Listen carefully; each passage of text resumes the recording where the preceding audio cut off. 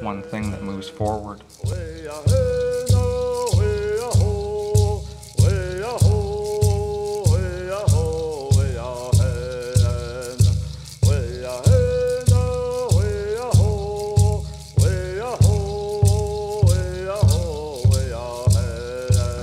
The artist's role in the community, whether they be a weaver, a jeweler who makes bracelets, the carver of masks, all of those people put an effort into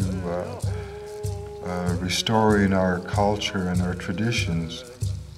And that's why the artist's role today for Native people is so important.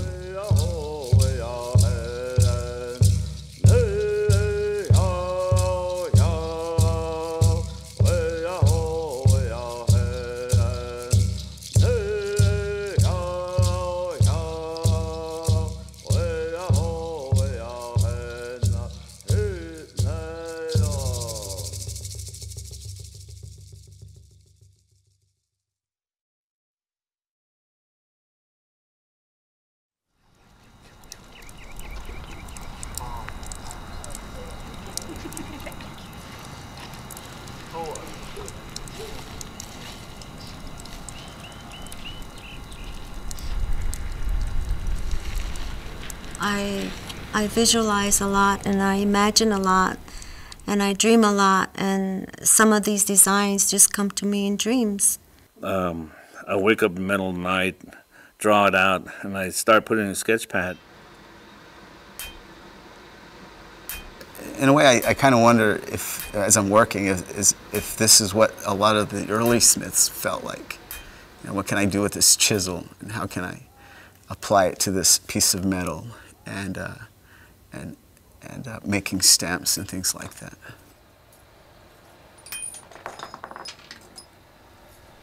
I think when you look at the old, there's nothing outside of it. It's just there. And I think that the part of creating is taking, you know, one design with another one and putting them together and making it work.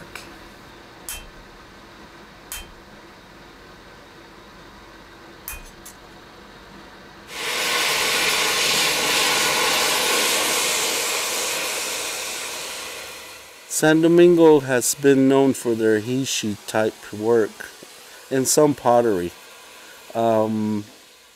Because I'm not a normal San Domingo. I want it to be different. That's why I pursue the metalwork. My technique is called tufa sand casting.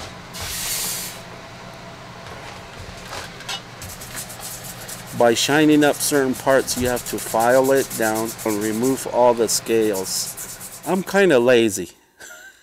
So that's the reason I leave a lot of texture. Besides, I love the natural designs that texture gives me.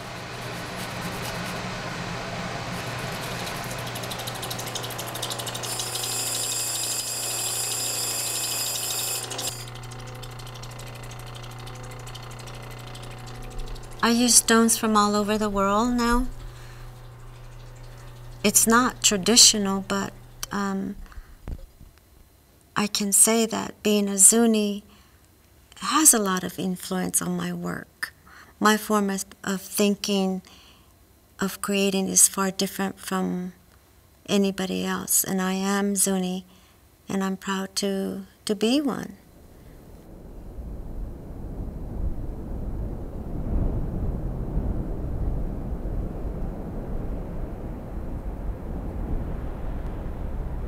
I mean, the color changes from early morning till night. The color changes in these rocks.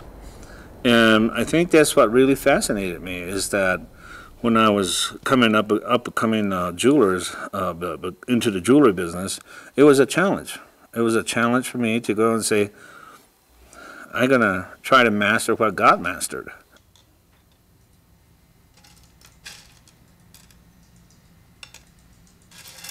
Because I can buy some of the most expensive coral throughout the different continents, orange one, angel skin color, or dark red, or whatever, that I can afford now, I can almost pretty much match the landscape. And it's a challenge for me.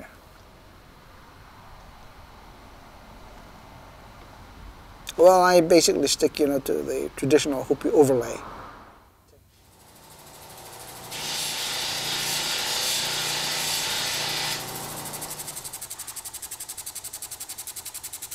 When I first started making jewelry, I tried doing a traditional piece. If you can imagine a turquoise ring with silver, I made one, but I just couldn't see myself in it. There was no identity as far as it being a Richard Chavez or so. And jewelry making itself, when I first started, I really had to think about it. I didn't want to use any symbolism that would contradict with where I come from, because that's not allowed in my culture.